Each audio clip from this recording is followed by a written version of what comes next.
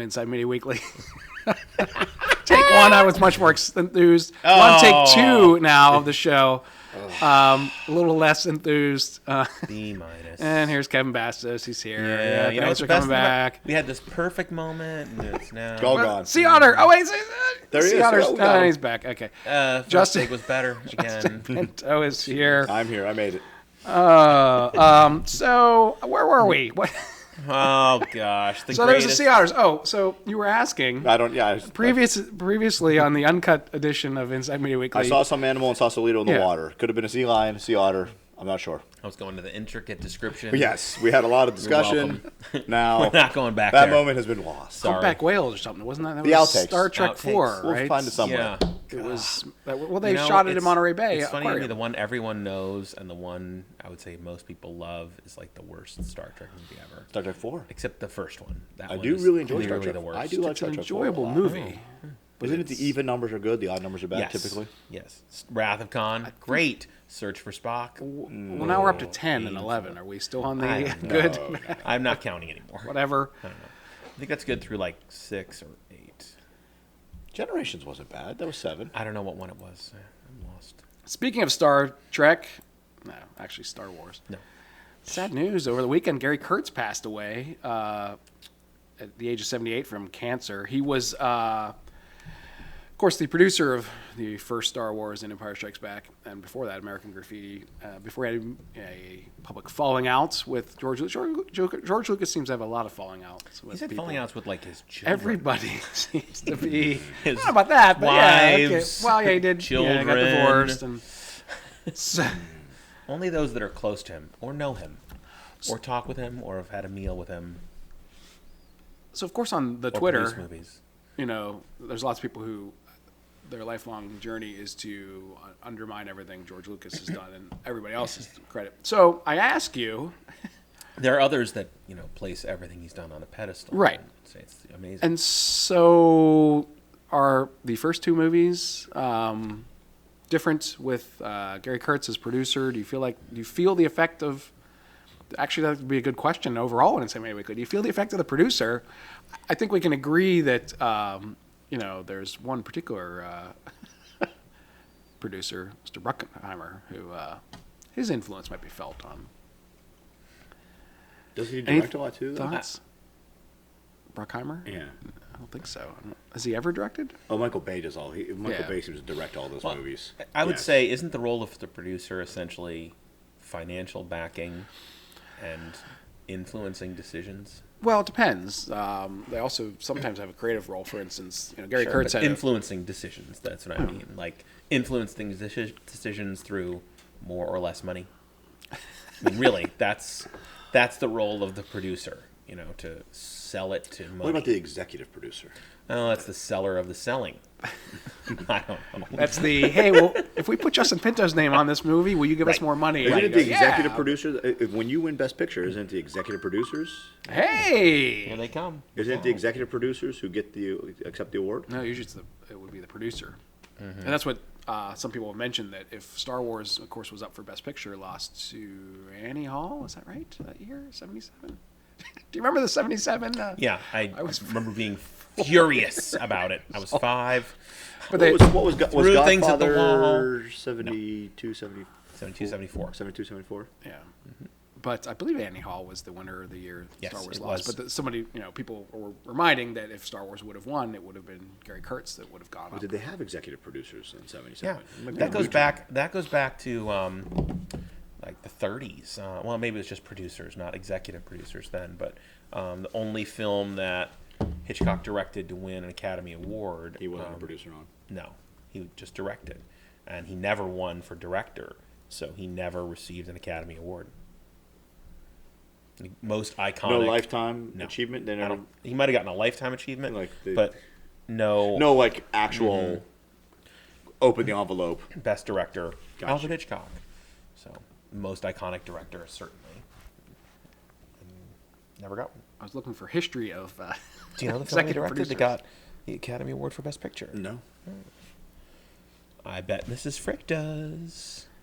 It says the crediting of executive producers in the film industry has risen over time. In the mid to late 1990s, there was an average of just under 2 executive producers for film. That's the other thing too. We see some of these big budget movies. The there's entourage comes up on 16 stage. different people of Takes executive a lot of producers. people to make a blockbuster. You know, like directors, they rarely will allow 2 people to be named as the director. It has happened on occasion, like with Sin City. Nice. Well, and there are, I guess, DGA rules, right? It's like you have to do 60% of the film because it just came up again with Solo, where they were debating how much Ron Howard was going to do. He ended up redoing most of the movie, I guess, from Miller and Lord. But I guess there is a very specific percentage, and you can go to court basically to a trial of not in front of a judge, but in front Like of the a panel. Richard Donner kind of a thing. Richard. Oh yeah. I wonder if Superman you can 2. make a original cut of Solo. If there's enough that would be out there. I don't know. I know it would never I'm sure be it's released. somewhere out there. I'm sure they have it all. Someone in charge of that, the executive producer. It'll come perhaps. out. Yes. It'll come out in a few years. We'll be old. It'll be We'll like be old the- or dead. Old. Well, one of those we've already accomplished. We are old. Truth. You're the youngest guy in here, so And you I've- better watch your mouth. I feel old. Speaking of feeling old, hey, look, it was the clock with the house. Let's try it again. The Got it. house, the clock and its walls. Yeah, pretty much. Big predicted number that, right? one, When you 26 say million. big, Well, it was big. It is September. Expectations were about low 20s, and it made 26 million. And I know those of you that are huge Jack Black fans were thinking, Both of you. we got Goosebumps 2 coming up in a couple weeks, but I don't think he's actually in it. So this is. You better go see this now. You were waiting. Chance to see Jack Black is here, and you're gonna have to wait until the next Jumanji movie for him to the come back. Predator precipitous fall there, 62%. Yeah, What's Predator. I was talking to Bon Rough yesterday. What's day. impressive is coming off of the movie that made the least amount of money in 4,000 theaters by some metric. They said, let's put it in 33 more theaters this week. Let's up the theater count this week. Let's. What a great idea. More It just seemed odd to me. shows. It just seemed odd. I guess there's not really a lot to fill the theaters right now. Yeah, a little rough. My guess is some falling off there, and House with the Clock in his walls probably did not have the same. How many open in? 3,000. 3,500. That's still a lot. Yeah, Makes me wonder through how many that movie list- theaters there are. I'm even looking through that list thinking, not only am I not super interested in going to the theater to see many of those, I don't know if I'm even interested in watching those when they come on Netflix for free or for included in my monthly cost. You're paying for it. So, yeah. And as you look down the list, 3 pretty poor showings for Fahrenheit 11/9, Life Itself, and Assassination Nation all had kind of disappointing openings. What were they supposed to open?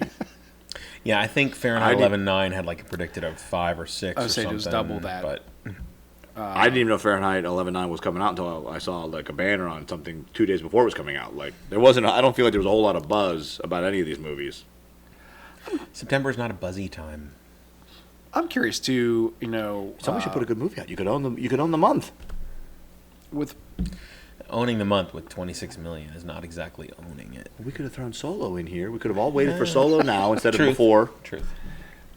I'm curious though too, political documentaries in the theaters these days. You figure if you want to watch a political documentary, there's There's a lot of plenty of channels to choose from. options, you can just- and Netflix themselves put stuff out, on a pretty regular basis of things. So, Signing up for the distribution, I think he just like made his own company, or he's doing the distribution Michael Moore. himself. Yeah. Yeah, and it's not the move I would Briarcliff, make. would that be the name? I think it is. The I think studio it is, listed, I don't know and if that's- I think it would be better to put it out through something like Netflix, see how much money they can give you, or Amazon Prime or something. But not the move I would make. yeah. Well, I It was don't. in 1,700 theaters. Yeah. Yeah. That's a bigger number a than lot I would. for a documentary. That's a bigger number than I would have said. Oh, I saw the Mr. Rogers documentary a couple weeks ago. Spectacular. Oh, was that good? Wonderful. And that made a boatload of money this summer, if I remember correctly. Very small-time interviews. Like, again, Mr. Rogers' cast members are not exactly, fighting for anything. And his spouse, and I'm trying to think of a couple of other people. But it was a few current interviews, and not even with most of the major characters, but made millions of dollars. Excellent. Very, very good. Nice. And then I assume of course, right now, Tom Hanks is in town, messing up our street signs, putting New York City street signs everywhere to do the new Mr. Rogers film. So I'm assuming when that film comes out too, the documentary will get a little extra play as well, which will be a nice little boost. I did not know Tom Hanks was in town. He's I was unaware. doing a Get Out the Vote thing and then filming the Mr. Rogers film as well. I was unaware. But Pittsburgh is going to fill in for New York City in part of the film, so they're putting New York City signs. Well, I mean, Why some Pittsburgh signs? Why not? Yeah, why not? This is almost identical. Speaking of why not, so did you watch the Bumblebee trailer number 2? did not. Not number 2. I did Okay. watch number 1. I How gotta bad is say, well, so here's my problem. I know. One of What a many. surprise! There's problems. Hold on, we got. It just doesn't fit with all of the other. They try to play it as this like. Well, first of all, John Cena does not say a word until most of the way through the most of the way through the show, and then of course he's got his speeches. I'm and grateful that. it's a Volkswagen. I'll say it again. But they play it off as this really cutesy kind of movie, and then almost like a kid movie in the beginning, and then it gets very violent towards the end. It's just kind of an odd trailer from a shaping of trailer for those that are interested in editing trailers that watch the show. How's Bumblebee gonna do? I kind of figured we had Transformers fatigue, but maybe It not. needed something. I mean, the Transformers just went falling down a cliff. I would say this has a distinct possibility of being successful if the budget was small enough. Like if they're using enough recycled things from other stuff that they can make money off of it, or this has gotten cheap enough that they can do it, or the people they hired are cheap enough to play it off. I mean, I already like that there's not a gazillion moving parts at all times. Mm-hmm.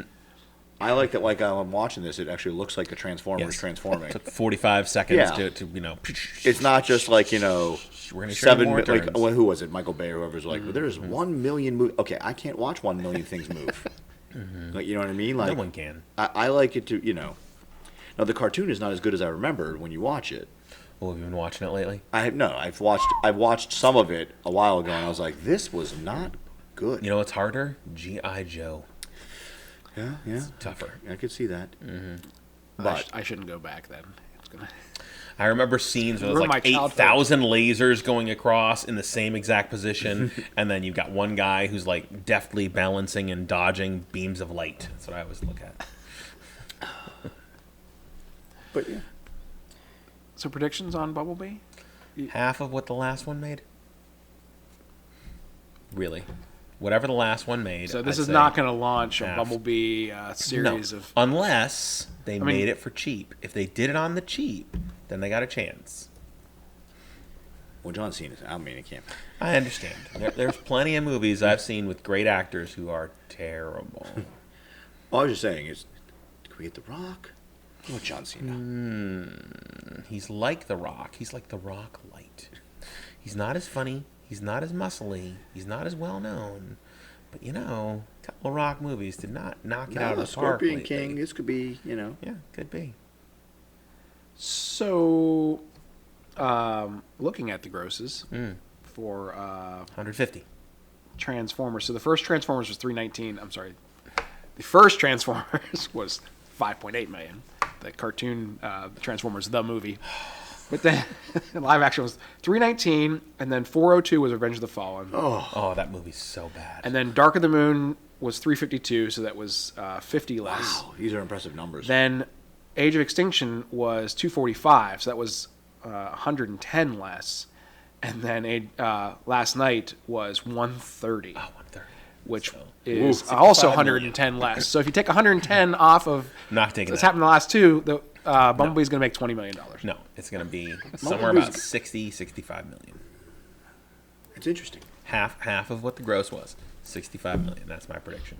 And if the budget is 50, they'll do okay. I'll take over. Over 65? Yeah, I think so. Christmas Won't remember it. time. There's a lot of Christmas. There's a lot in a narrow window. Yeah, but like Christmas is always like Oscar stuff, and like people have been saving, like they're gonna release And it holiday right to stuff. get for but this Bumblebee's a certain audience. But remember, there's like 4 weeks around it that they're releasing stuff. It comes out at Thanksgiving, comes out the week after Thanksgiving, comes out the week before Christmas. If this comes out on Christmas, the window is Christmas until New Year's, the end. Bumblebee is coming out on the 21st of December. Aquaman also being released that day. Ooh. Holmes and Watson. Mary Poppins Returns is also that week, but an early rough. release. Of course, the week before we got Spider-Man Into the Spider-Verse. Well, that's not really a Spider-Man movie, is it? That's that I don't know. animated thing, isn't it? Yeah. Mary Poppins and Aquaman are. Yeah, but Mary Poppins isn't taking the. No, it's not taking that. Isn't taking the. But if it Aquaman really is a gonna little hurt. bit less. Aquaman's going to if hurt it- the box if- office. Right. And I'll be curious to see if Holmes and Watson does well. It's Will Ferrell and John C. Mm-hmm. Reilly. I guess is a more. I would sure a lighter take on that movie. I've lost my screen. So I don't That's okay. We never had a screen to lose, so What we're do you mean? fine. Oh, you got a screen. Okay. I don't know. Hey, what's it's on. back. Hey. Birds of Prey. It's coming in early 2020. Are you excited? I don't know what it is yet. Birds of Prey is the Oh, DC. Is it a movie or is it a show on the streaming network? Is that this new streaming? don't talk over each other. Jeez. No, it looks like it's a movie because they No, got it's Margot coming. Robbie. It's a movie. Birds of Prey. I mean, I'm not. February 7th, 2020. I hope they have a different director It will than be the- Suicide Squad. It will be I'll the say first that. DC movie of 2020. and potentially the Of course, last. Wonder Woman 1984 is coming out the previous November. I'm psyched about that. That may be the only part Is of that- the DC is that universe the- I'm is that- psyched about. Like with, is that the tradition? Is that Wonder Woman? Wonder Yeah. Woman? Like, Yeah, remember she's the ageless one. so we're going Or- back in time. No, because she went forward from Wonder Woman, back from what happened in the Justice League movies. Okay. So Birds of Prey, from what I gather, is going to be kind of like a female Suicide Squad, right? It's going to be. I'd say. It's gonna be Well, is it Suicide Harley Squad or Quinn. Justice League? Wow, or what? Wow. I'm trying to debate in my mind. But if which Harley one's closer Quinn's going to to. be the central character, Is she I the assume. central or is she the villain? Oh, good call. I guess I don't know about Birds of Prey. I'm a little more interested in it than I am in a sequel to Justice League or whatever Flash movie they decide to come out with eventually. Just go back to the Flash TV show. Let's just I ignore understand. the Flash was in the movie and just go back to the TV show. Where Terrible. It's good. Just wrecked it. Let's make him silly. And The Flash funny. TV show is so good. I understand. Well, I've heard the last season is not as good. Well, I haven't watched it yet, so I'm All just right. gonna. Maybe I'll stop and just enjoy it for what it was. Okay. Always have good memories. Speaking of good memories, so Suicide Squad was not that. That was not. Oh good no, memories. it's painful.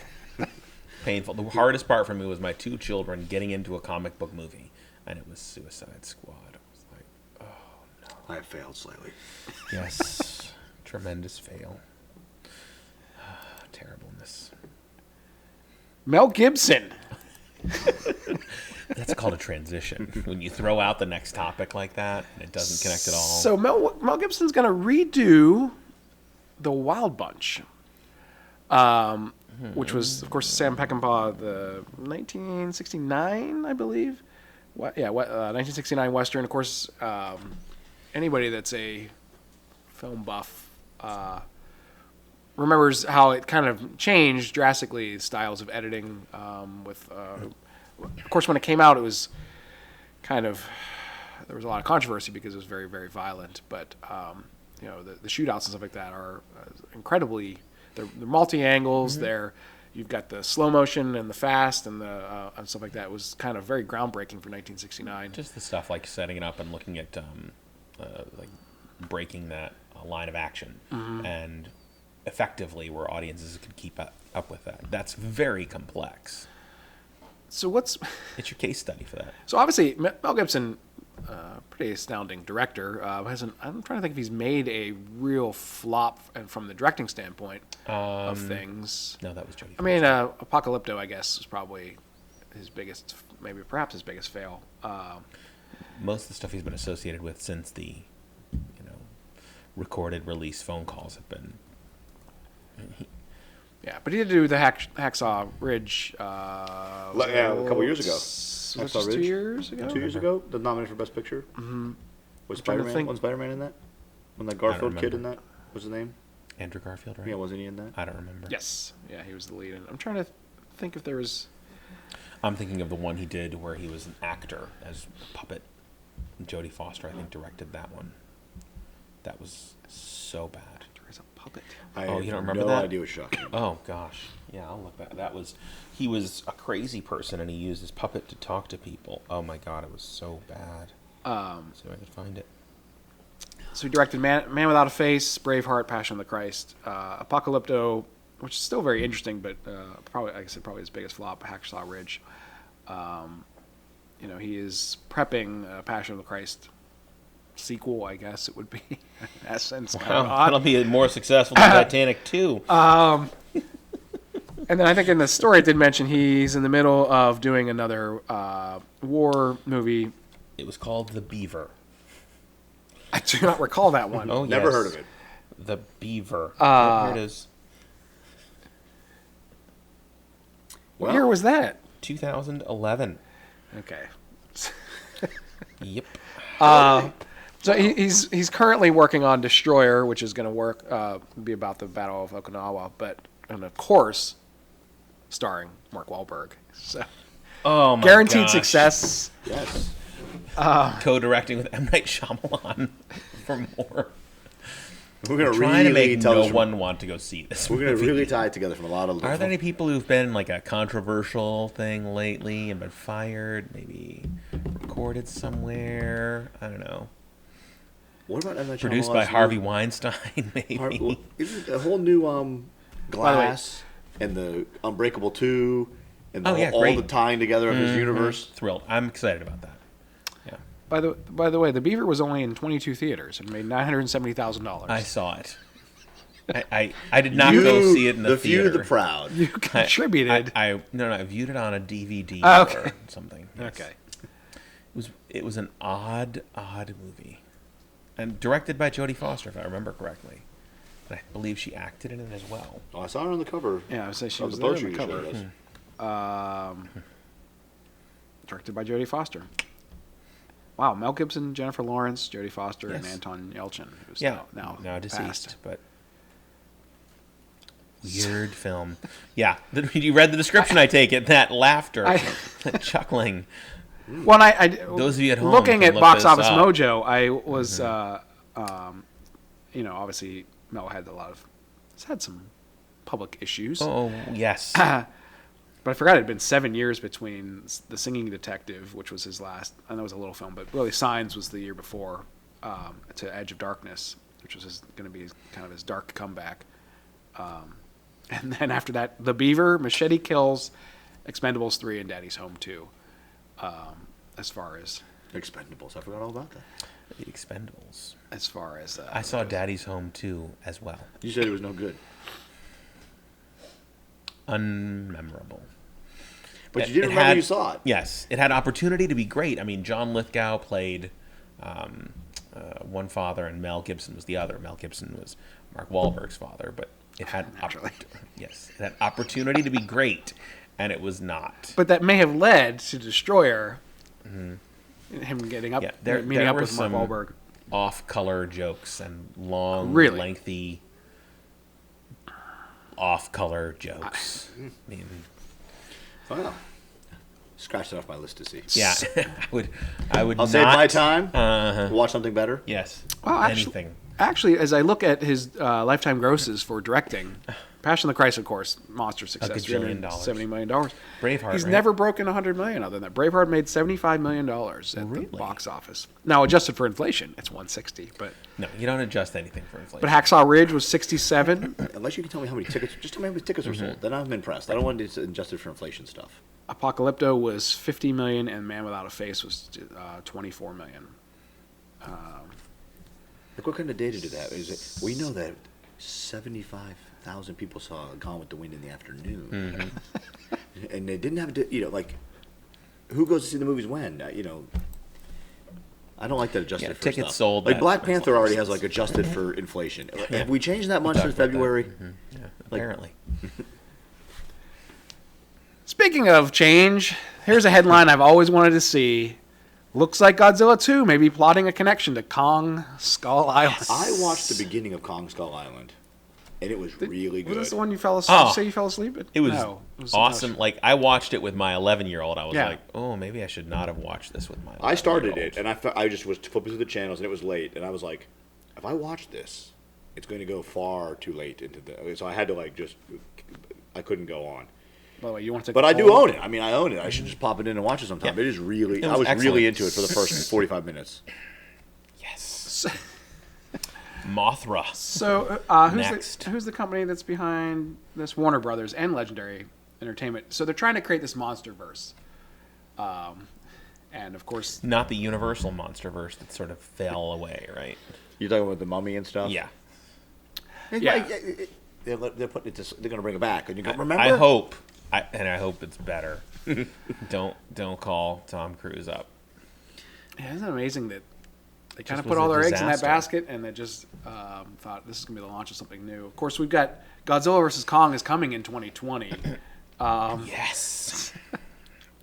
And they do talk about the Skull Island end credit scene that kind of ties these two movies together. Are you ready for a Godzilla King Kong? I'm As not. I'll ever film? be. Since I have not watched Kong Skull Island, I'm going to say no. You I'm need not to. ready. Well, you It's good. got time. It's good. We got Couple years? 2020. Yeah, 20, we got plenty of time.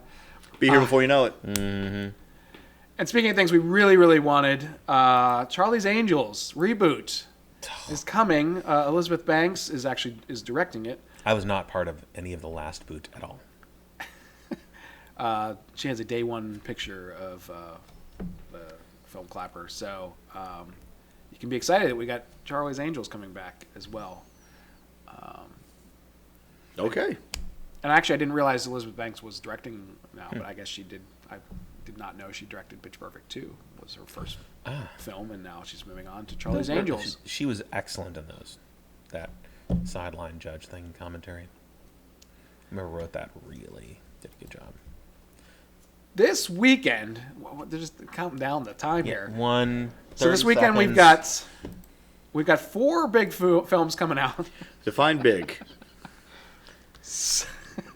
None listed. So we got Smallfoot's, which I don't know if it's been I mean, it's animated I've and seen stuff it. like that. I don't know if it's been marketed as the joke of Smallfoot. I think is not being picked up so well. Of course, Night School is the Kevin Hart got to go back to school and get his GED. I don't know if we were looking forward to a Little Women reboot, but or retelling, but get that coming.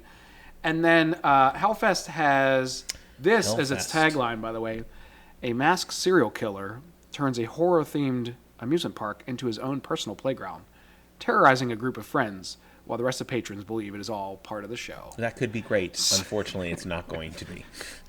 So I guess we're out of time. The bell's ringing. People got to go. They're running, these poor kids. That is all the time we have for on this edition of Inside Media Weekly. Thanks for joining us.